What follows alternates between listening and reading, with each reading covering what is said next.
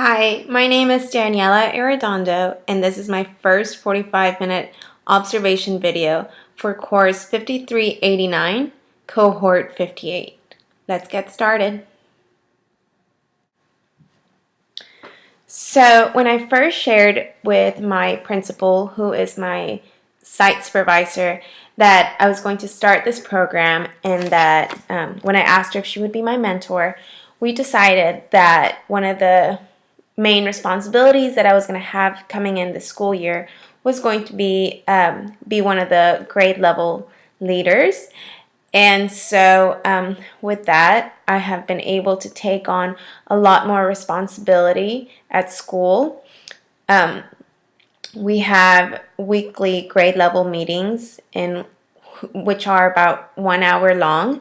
And in these meetings, we discuss a lot of different things. We start talking first about school-wide events or the news that are going around. And then we also start going deeper into our grade level.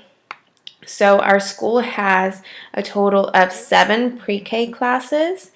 3 of them are dual language, and then the other 3 are regular program, and 1 is a PPCD class. And so in these grade level meetings, we also discuss what is going on for the following week. What are we focusing on? What are the themes? What are the needs or challenges that we are facing at the time? And so it's a really great time for us to have that communication and be able to help each other out. So as grade level leader, my responsibility is to organize these meetings as well as keep minutes and to keep administration informed of what we're talking about. So in this first clip, you're going to be able to see a very short part of a grade level meeting. Of course, because this is only a 45-minute video, I wasn't able to show you the entire grade level meeting, but I have a short clip to kind of give you an insight of what we do. So here we go. So as I mentioned earlier, my grade levels are usually 1 hour long, but for the purpose of this observation video, we recorded this on Friday afternoon, and it was a mock grade level meeting that will be covered tomorrow for the following week. So if you could go to 5 to 6 or 6 to 7, it is totally fine, and I just need to know, so I can let Miss Kelly know. Grades are going to be due on the 3rd at 10 a.m. So I know last meeting we kind of went over how to access those grades on Focus. If you have any questions, please just let me know and I can come to your classroom. How's your CLI testing going? Yes. You're able to access it with no problems? Okay, awesome. And so once we have all that data in one of our future meetings, we'll take that and use it to plan going forward. Okay? Your TSU students should be coming in this week, so if you need to adjust the time with them, go ahead and do that. Okay. All right, let's jump into our lesson plan for next week. We're going to be talking about. Are you okay? Yeah. I thought I had a tear behind. That's okay. Okay. So we're going to be talking about family. So you want to make sure that your whole classroom is rich with family and friends. You want to include it in your centers, in your morning message, in your writing, in your safe place. I know, Ms. Gray, you have incorporated your family pictures in your classroom, and that is great. That's like, you already set up for the week, pretty much, or for the unit. So that's great. Let's see what else I have here. You're going to be talking about your family, and math, you're starting counting, right? Mm-hmm. How's that going? Oh, pretty good so far. How are the dual language students doing in there? It's a lot of repeating. Mm-hmm. A lot of modeling? Yeah. Okay, great. So I know Earlier this week, I sent the video of my morning routine with a conscious discipline. Was that helpful for you guys to see? Yeah, okay, awesome. So if you guys need any more of that support, I know it's hard for us to kind of like leave each other's classrooms to come personally observe, which that's what I'm glad that I was able to film that for you guys. But if you need any more of that, please just let me know. And then, yeah, so I think that's about it for this week. That's all I have here in my binder. Do you guys have any questions? Okay, and so of course, if you ever have any questions, please let me know. I checked our lesson plans and they're ready to go. So we will be emailing these to Miss Kelly. And then the lesson plan for the following week is already up. So just make sure that it's all set and ready to go before the beginning of our grade level. Okay? Sounds good. All right, guys. Well, that's it for today. Thank you. So this next part that I will be sharing with you in the video is an interview I had with our social worker, Miss Martinez. Miss Martinez is new to the campus this year, and with her, she brings a brand new program that we've never had experience with, and so it's a program that we are very excited about. Miss Martinez is able to come in and build relationships with our parents and our students as well as the teachers. She's able to provide resources in school but also in the community. So that is something that is going to be great for our school. Currently, about 95% of our students are economically disadvantaged. So that gives you an idea of the needs that we have in our campus. So I decided to sit down and talk to Miss Martinez because this is a new program that is coming into our school, and I believe that there are so many benefits to it. And as a teacher and even administrators, it's important to be aware of what is available to our students. And so through the sit down, I was able to learn more about her work and what we can expect this year and how we can help our students. So let me show you. This interview was filmed on Thursday, September 21st, 2017. So Ms. Martinez is the social worker here at Western Hills. Ms. Martinez, could you tell me a little bit about yourself? Sure. So my name is Amanda Martinez, and I've been a social worker for almost 3 years now. My bachelor's degree is from TCU, and it's in criminal justice, and then my master's degree is from UTA, and it's in social work with a certificate in administration. And so I've been in the school system here in Fort Worth for almost 3 years. It's my third school year. And I'm new to this campus, but I'm excited to be here. And I'm originally from Massachusetts. Thank you, and we're so excited to have you here too. Thank you. Now, Ms. Martinez, could you provide a description of your program? Sure.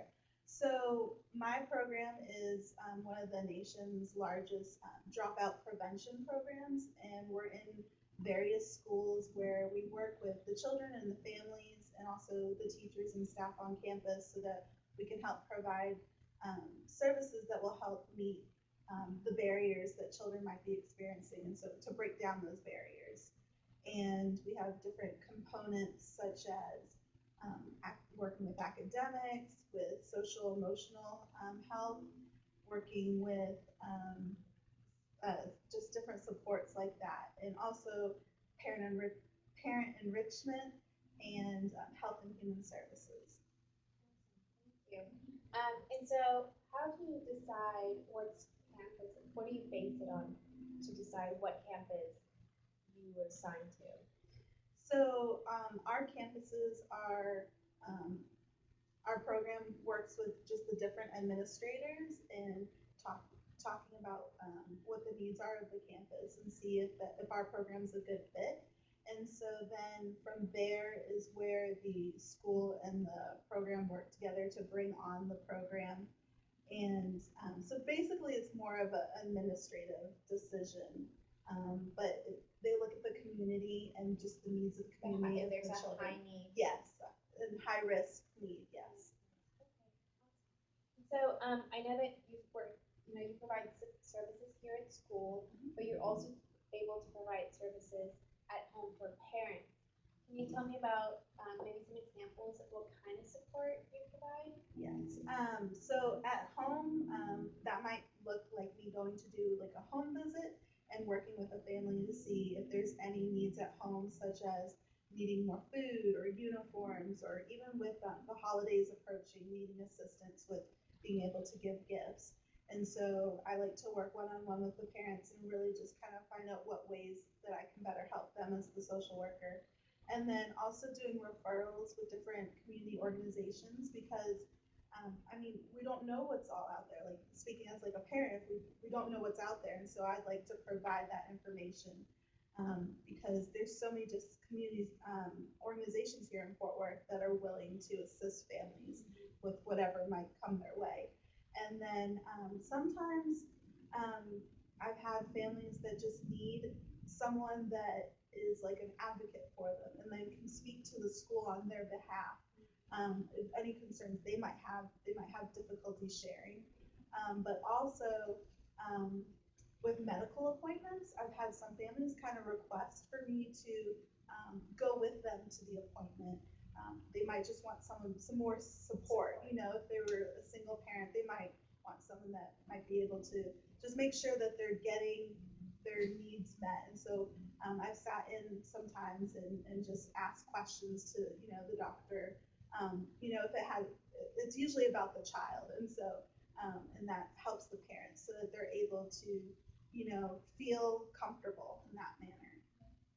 Well, it's so good to have you here too because us as teachers, we also don't know about the resources available to our kids. Right. And so it's great to have you here too because you're what brings us together. So, like I said, like I'm so happy that you're here and that you're able to work with us. And here at school, some of the services I do groups, like we work on social skills and self-esteem, whether we also need to work on academics, whether it's writing or math or wherever the teacher kind of lets me know the information that they need to work on. And then I also like to go into the classroom and sit with the student. If they're having an issue with classroom conduct, maybe we need to work on staying seated and raising our hands and working on not blurting out words. And so that's another great tool or another service I like to do. I also like to just provide self-esteem. I like to greet the students in the morning when they come to school, be able to give them a birthday card when it's their birthday, and I'm just an extra support person here. Yeah. Especially here because our children here really do, they all need us. Yes. They all need Some us. extra love. And it's so good to have you here too because you give us extra love too. Yes. You empower us. So that's great. Um, so I know that as a teacher, I feel like we began to have a relationship and communicate. We're building that communication. What is the relationship that you maintain with administration? So administration is my major goal, I guess, as a relationship because my program was brought in here with the help of the administration, and so I constantly make sure that I let our principal know what's going on, any events that I've come up with. I run them by her, and so we kind of work together to make sure that we're meeting the needs of the students and families here. And then also just letting her know, I guess, the amount of time that I'm spending with students. So at the end of the month, I'll be getting kind of like an hour breakdown. And so she would like to see that so that she knows just like how our program is operating and how many kids we're meeting a month, and then I guess the work time spent with them. And then I also have a document that says everything I'll be doing this year on campus, and so working with other people here on campus, and so she approves that, and so we just kind of work together so that we're all on the same page and we're not duplicating services. Um, one question that I just thought about. Have you found any struggles at school so far with maybe any communication barriers As far as like with families or with maybe at school, like with teachers, administration, or do you find that it's been very easy and welcoming? I think I've been welcome since the first day I came here, and so people have, I can see people are getting more comfortable with me as they kind of figure out who I am, and I'm not some crazy person walking down the hallway. But people have been helping me and referring kiddos to me, and then asking me like questions that they might have or any concerns they have about a child. So I feel like I've been welcomed since the beginning, but it's just even like opening doors now that people realize, oh, this is the social worker and this is what she can offer our children.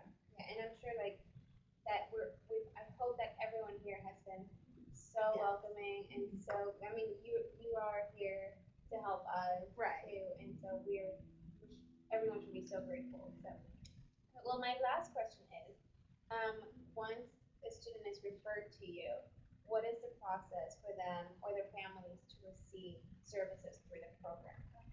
So once a student is referred to me, and they can be referred by a parent, they can be referred by a teacher or administration, or even like support staff, or even like the librarian. If she sees something, she can refer a student. But then from there, we send home a parent consent form, and that's the most important thing, so that I receive consent that I can work with this child and meet with them weekly and provide all these services. And then that's pretty much how we go. So it starts with that recommendation form and then moves into the parent consent form.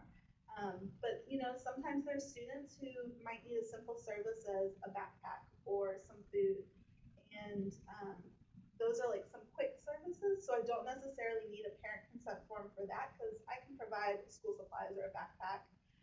But if it's someone that I want to spend time with every week to consistently help them progress, then I do need that parent consent. Awesome. Well, thank you so much for meeting with me today and telling me a lot about what we're gonna look forward to this year. So thank you so much. Thank you. So the next clip that I'm going to share with you is also one part of my grade level leader responsibilities. This year we have 4 new pre-K teachers who are new to our school. Now, a lot of these teachers do have extensive experience as teachers and pre-K teachers, but my job as a mentor is to make sure that they are welcome to our campus and that I'm able to provide them with resources they need or able to answer questions they have. So, beginning of the school year, there's a lot of information that we have provided for them. Whether it's how to access Focus and take attendance and post grades, or curriculum frameworks. How do we access our lesson plans, which are, it's a collaboration between all teachers. So it's a lot of things that I do with them. And so I try to meet with them weekly or whenever there is a need and provide that for them. Because I think that, if they have that support, it makes their life easier. And as well, I really feel strong about building relationships within our group. So I find that this has really fostered that. Part of our grade level responsibilities is to have cohort observations every 6 weeks. During these cohort observations, we take the time to go into each other's classrooms and focus on different aspects, whether it's small group or centers, writing, conscious discipline. So this year already, I organized our first cohort, which was focused on classroom setup and center setup. Our next cohort that we will have during the second 6 weeks will be focused on conscious discipline. In order for me to prepare for this cohort, I thought that it was important to provide an insight to some of the teachers on what conscious discipline looks like. Last year, we were very fortunate to have extensive training from the conscious discipline people. And so I really feel lucky and feel like I have gained a lot of knowledge from it. And so I love to share this with as many people as possible, especially our teachers. So, because I wanted my teachers to feel prepared before the cohort, I took this opportunity to record part of my morning routine, which this has a lot of our conscious discipline rituals. So I'm going to be able to share this with them and discuss during our grade level meetings if they have any needs, if there's anything they're missing or anything they have more questions for, if they want more modeling. And so hopefully this will provide either resources or the confidence or whatever they need prior to our observations. So here's just a small clip, which again was recorded on Thursday, September 21st, 2017. Good morning, boys and girls. Good morning. Let's get our day started. You ready? Yes. Okay, let's put our day on our calendar. Now, yesterday was Wednesday. Wednesday. And yesterday was the 20th. What comes after 20? 21. So we're going to put it on Thursday, 21, okay? Today's my mom's birthday. So we had to send her some well wishes, okay? My mom's birthday. All right, let's start with our days of the week. Ready? 7 days. 7 days. 7 days. 7 days of the week. Sunday and Monday, Tuesday and Wednesday, Thursday and Friday, and Saturday. 7 days. 7 days. 7 days. 7 days of the week. Okay, so Francisco's not here today. So maybe he's sick. So I think it's very important that we send him some well wishes, okay? Let's put our hands on our heart. Take a deep breath. And say, Francisco, we wish you well. We wish you well. All through the day today, we wish you well. And let's send Francisco a big hug. Feel our well wishes. Last time. All right, boys and girls, today we're going to have such a fun and safe day, yes? My job is to keep you safe. What is your job? To help me stay safe. That's right. Yeah, to help me. And so to help me, we have to keep our commitments, right? Now have my Mr. Potato Head. Gonna go ahead and put the nose and the head. Diego, sit back, please. Crisscross. Thank you. What are we committing to? To use our walking feet today. Thank you. So I'm adding my feet on Mr. Potato Head. What else? What are we gonna commit to using our mouth for? We can use it to eat. What else? What are we gonna use? We're going to use kind words today, right?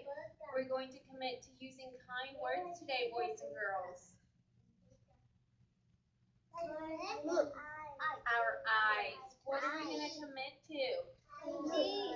Use our eyes, right? To listen to the teacher, to listen to our friends. When we're in line, we need to face the front, right? So we can be safe in the hallway. Good job, boys and girls. Give your brain a little kiss. Thank you.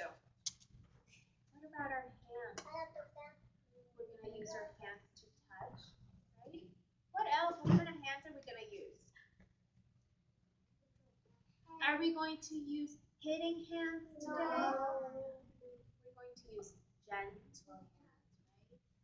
show me your gentle hand? And what else can we use our hands for? Yesterday we talked to Miss Settle about it.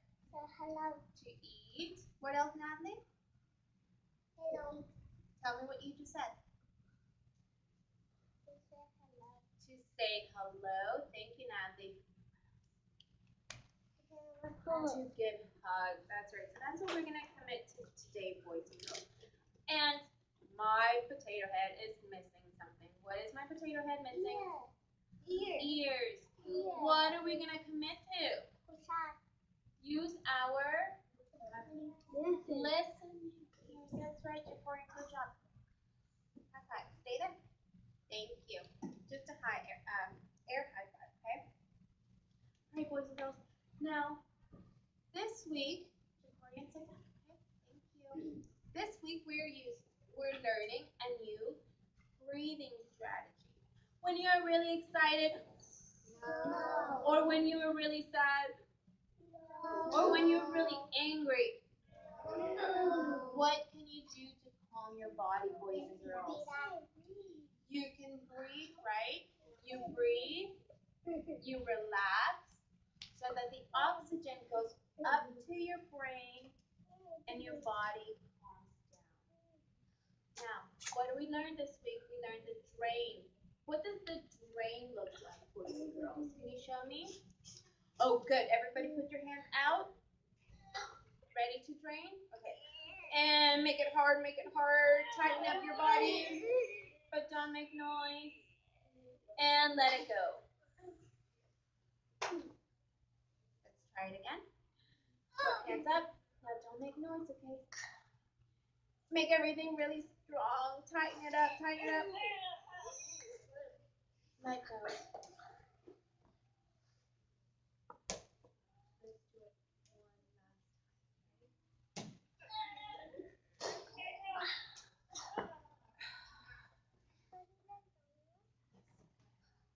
Thank you, boys and girls. You did a great job. Give yourselves a pat in the back. Pat in the back. Pat in the back. Awesome. Okay, so we already sent our well wishes. We talked about our commitments. We talked about being safe. We did our calendar. Okay, so now we're gonna start moving on to our morning message. Okay? You can turn it off. Okay, so now I'm going to share with you another interview I filmed on Thursday, August 21st, 2017.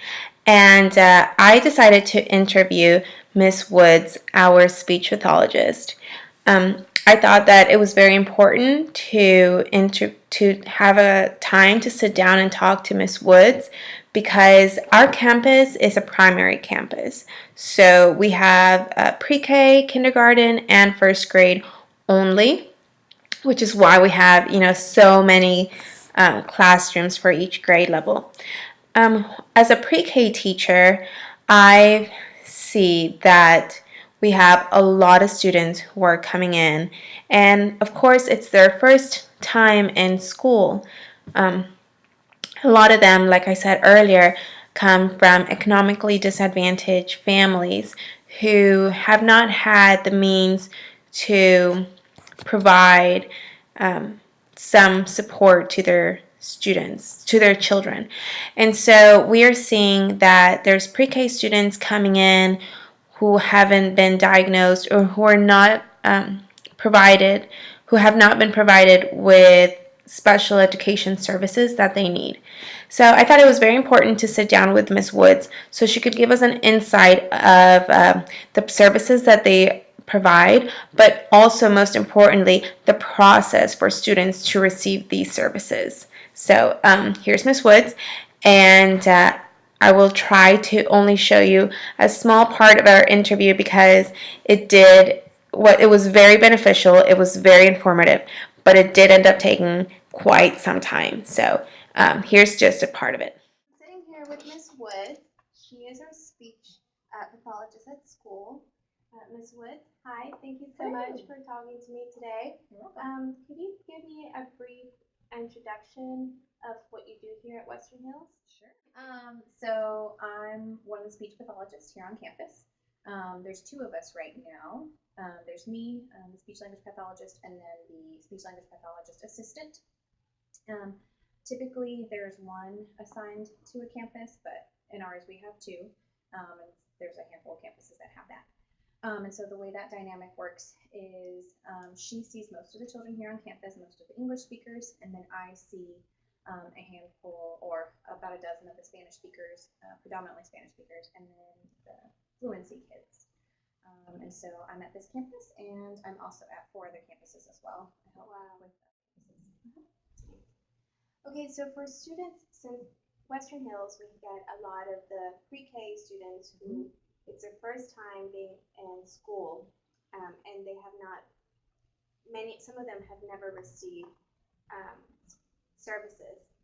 What is the process for identifying, and what's the whole process to get a student into, to get these services? Okay, it depends on the situation.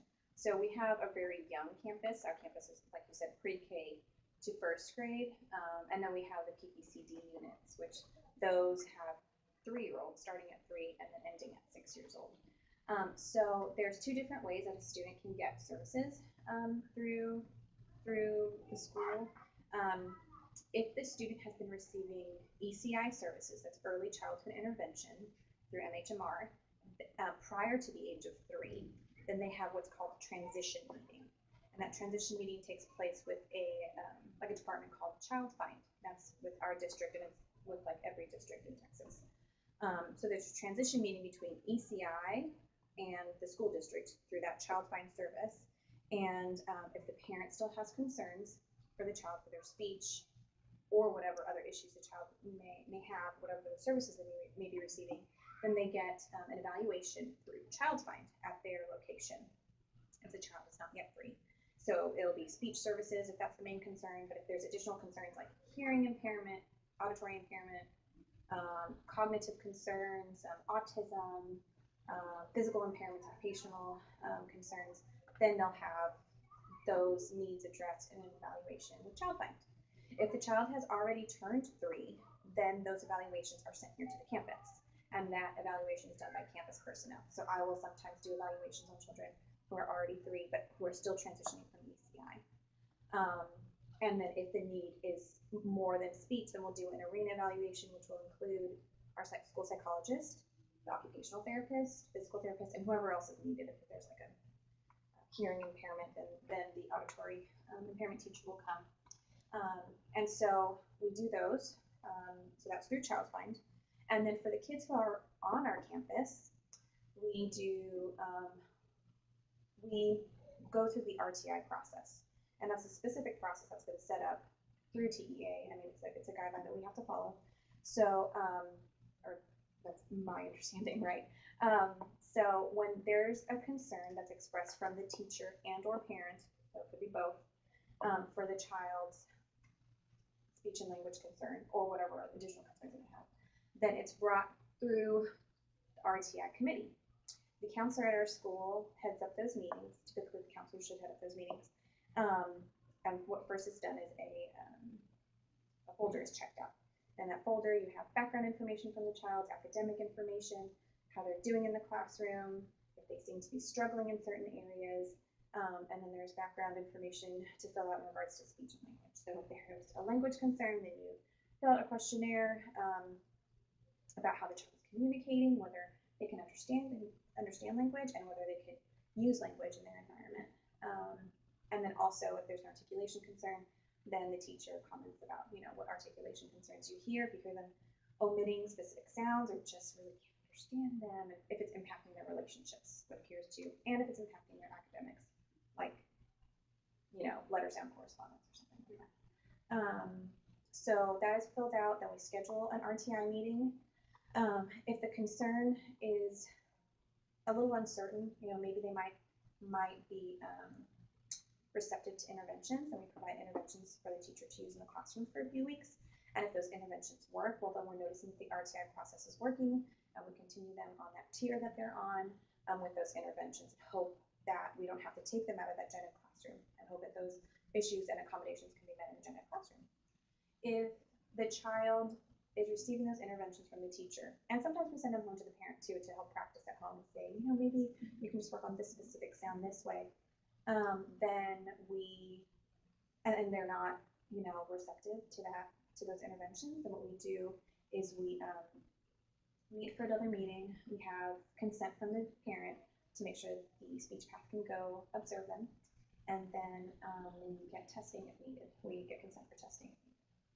Thank you so much. Yeah. What was the question? Oh yeah. Yeah. How they Yeah. get services. I think that's Yeah. pretty much the process. That's how they get an evaluation. Doesn't mean they're going to get services, but at least they'll get an It's a evaluation start. to see if they're eligible to receive the speech therapy services. Okay. And so during this process, when you meet with the committee, right? The committee consists of the counselor, you, the principal, the teachers, and the psychologist sometimes, right? Yes, depending on the issue. Depending on the issue. If it's if the child was born with a cognitive condition or something else that might have a concern, like an attention issue, maybe they'd come back with a diagnosis of ADHD or something, but they also have speech concerns. We might all be involved. Or if it's just ADHD, then that's addressed in 504. But if there's a speech concern and an attention concern, then the psychologist would be in. I would be there for that speech concern. And so, since you do work closely with, you work with the teachers and with the principal, what is the relationship that you like to form with teachers and then the principal to have that communication going or to make plans for your students? Yeah, it's kind of a tricky situation because I feel like there's an ideal relationship, and in my mind, there's this like beautiful relationship that I would have with the teachers, and we would really work collaboratively together to help with the interventions in the classroom and to be proactive with them. And there's so many things that I would like to do, but I think because of everybody's stress, but I think because of everything that's going on and all of the hats that we have to balance and all of the different campuses that we have to see, it gets a little difficult to really foster good relationships in that way. So I guess ideally what I would like is to have at the beginning of the year a good solid meeting to give teachers a little bit more of an awareness of what the RTI process looks like, why it does take long in some situations, why it's important to follow it, because we want to make sure that the child is not taken out of the classroom. We want the least restrictive environment as possible. Special ed is more restrictive. We want them in the classroom as much as possible if that's what their needs are best met. And then what different, accommodations or interventions we could give them. I would love to sit down and really have like examples and dialogue and all that about it. Right now, what's basically the process is we send out information saying like, hi, this is us. These are some things you can look for. These are a few red flags. If you have any questions, come let me know, because there's just unfortunately not enough time in the day to really foster a good like collaborative relationship. Not enough time in the day for us, and the teachers have so much to do too that it becomes difficult to find a time to sit down with them and say, hey, can you talk to me for 30 minutes and let's see how we can work on this specific issue. I think that's definitely, it would be so important because I remember my first year here and I didn't know, like, RTI, what do you mean? These papers? Oh, so I didn't know. And so, like, you've been so good at teaching me steps and, keeping that communication open, but it would definitely be helpful if, during a professional development day, our administration set up, 30 minutes or an hour for you to talk to everybody on campus. Absolutely. And say, these are the resources that are available to you and your students. You know what I mean? Yeah. And this is what you can expect. I think that would be so rewarding for us as teachers knowing, but also it would help the process. Yeah, absolutely. Yeah, to describe what it is and also what it isn't. It's not just something that we're automatically say, yes, I can hear this child and they qualify and we're going to pull them in. That's not how it works either. But we can actually give you tools to maybe help remediate the issue if we do observe something like that. Yeah, I agree. We wanted to try to do that this year, but it just didn't happen with how my training schedule was working, with her training, with the psychologist training schedule, and then with the teacher's training schedule. They were all off, so we couldn't just make it happen at one time, unfortunately. But that's kind of like my dream, to have it at the beginning of the school year and to give information to the teachers, but not overwhelm them, because I know everybody is overwhelmed with paperwork. There's always so much. So I just kind of want, like, we have resources available. It's just when is a good time to really, and not instruct, that sounds weird, but just kind of collaborate. Yeah, collaborate. Yeah, definitely. Well, there's a Labor Day coming up. I'm off campus. Oh, okay. Well, See, we all have different trainings, so it's kind of difficult. So, one student to qualify to receive additional services with you. Mhm. How often are students pulled out to get that time with you?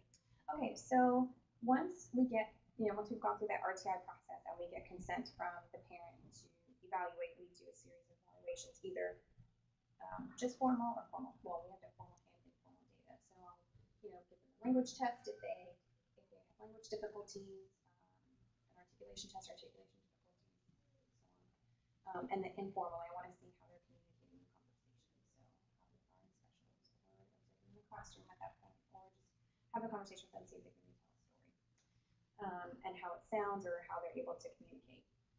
So once they qualify based on those criteria methods, there's a lot more that I'm going to show. Yeah. The needs depend on each child. So there are some kids who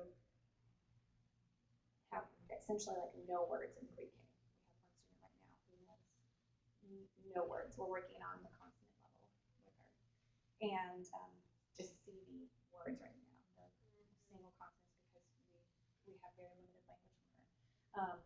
Receptively, she's great. Expressively, like we don't have a whole lot, unfortunately. And so for kids like that, intense, even almost like one-on-one therapy would just be really great to drill over and over again the sounds that she needs to work on, or whatever the skill is that she needs to work on. And so that one could be like 2 times a week working with a child for X number of minutes. We have ranges from 30 minutes a week to 2 times a week for 30 minutes to 45 minutes a week. And some kids are weekly, and some kids have 5 out of 6 weeks that we work on the skill with them, and then we try to go into a specialist class and see if their skills are generalizing to other peer settings, not just us. It's great if they can do it here. I thought they're not generalizing that skill to another setting, then it's kind of futile at this point. But then we also have kids who maybe have started out as a weekly, receiving weekly services. And as they progress on into the elementary school grades or middle school grades, maybe they don't need speech therapy services as much. And they just need like a consult basis. So we just put in some consult time, which means that they come to us for a few minutes per 6 weeks or whatever the case may be, and then kind of consult with them and see how they're doing, if they're receptive to their needs, if they remember their goals and their strategies. So it just depends on the child. That would be for like a student with fluency, stuttering issues. So just kind of to remind them, are you using your tools? Are you using so speech? How are you feeling? Things like that. So it just depends on the needs of the kid. Okay, great, thank you. My last question, once you're working with students, if you happen to see that they may need other services, who do you refer them to then? So it depends on when in the process we see the need. Sometimes when I evaluate the kids, I see that there's a red flag for, a few red flags for, let's say, autism. Let's say the child is exhibiting these certain number of characteristics that I feel like could be characteristic of a child with autism. At the end of the evaluation, I will say recommend speech therapy services, and then I'll recommend testing in that area. And at our meeting, when we discuss the first evaluations, we'll consent to test in those other areas if it's a significant red flag need that needs to be addressed as soon as possible. If I've been working with the child already and there's an additional concern, like one specifically who has been receiving speech only, but now that he is enrolled in school, he needs maybe physical therapy services, maybe occupational therapy services. Because of his physical needs, then we'll meet for an ARD, get consent to test there if it's a concern from the parent and the teacher as well. At the next ARD meeting, we'll get consent and then test in those areas, and the psychologist will be involved in that the whole step of the way. She and I have a really good relationship, so I kind of warn her ahead of time if I have concerns for kids that I'm working with. A lot of times it does manifest in autism concerns. It's very prevalent right now.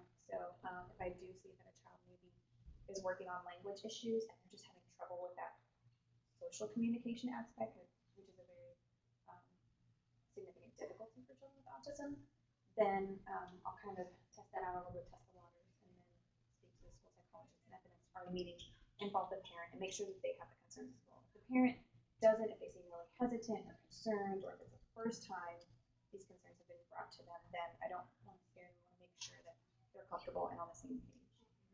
So we definitely involve the school psychologist. If the child is already in school and is receiving, annual ARD meetings for their speech therapy services, then I also invite the counselor because it serves as their RTI and ARD meeting at the same time. So we want to make sure that we're doing the process correctly and not just jumping to conclusions and saying this kid needs an evaluation. That's not really how it goes. So I want to make sure that there's a discussion about the concerns first. So, for the last part of my video, I would like to share with you one of the most important responsibilities that I'm also having this year, and that is being a member of the Sunshine Committee. The Sunshine Committee at Western Hills Primary is a committee that is focused on creating positive work environment and positive relationships with teachers. We like to create a warm environment where we feel welcome and supported, and where you come in and you feel happy to be at work. So we feel that this is very important because if our relationships are strong, then what we're able to deliver for the kids will also be just as positive and just as strong. So one of the first things that I organized for this year was for members of the GUAT unit from Lockheed Martin to come in and set up our classrooms. Now, these are members from the Air Force, the Navy, and the Marines, and we were so grateful to have them come in. We had a total of 6 guys come and help set up classrooms for the teachers, and this was so good because at the beginning of the school year, we are very limited with the amount of time that we have to set up our classrooms. So, we have to start off from scratch every single year, and that can be so stressful, especially with moving furniture and last minute things. And so these guys were so good to come on the day before Meet the Teacher Night, and they helped in many of the classrooms, whether it was with moving furniture or cutting lamination or putting things on the ceiling. I mean, they just did so many things, and I know that a lot of the teachers were able to have that support because it took a lot of stress off their back. So that was the first thing we did.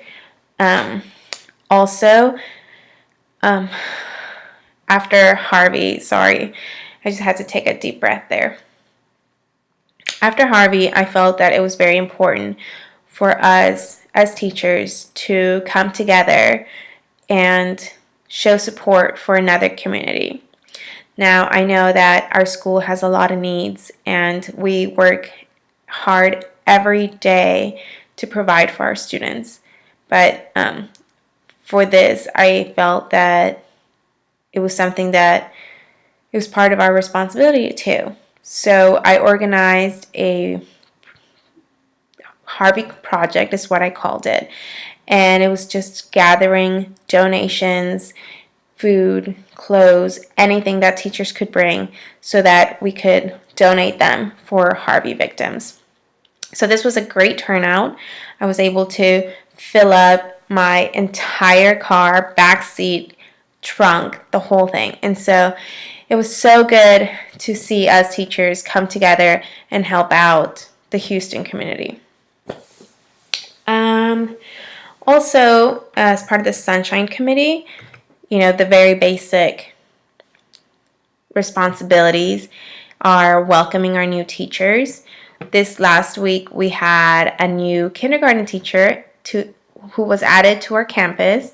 And so, as part of the Sunshine Committee, you want to make sure that you present yourself, that you introduce, that you welcome yourself, and also, check on the new teachers. And, also existing teachers. But something that I made a purpose of is to really put myself out there and introduce myself, just to show other teachers, hey, if you need support, I'm right here. So that was great. And so as the year goes by, I hope to get a lot more involved and be able to provide a lot of opportunities for our teachers.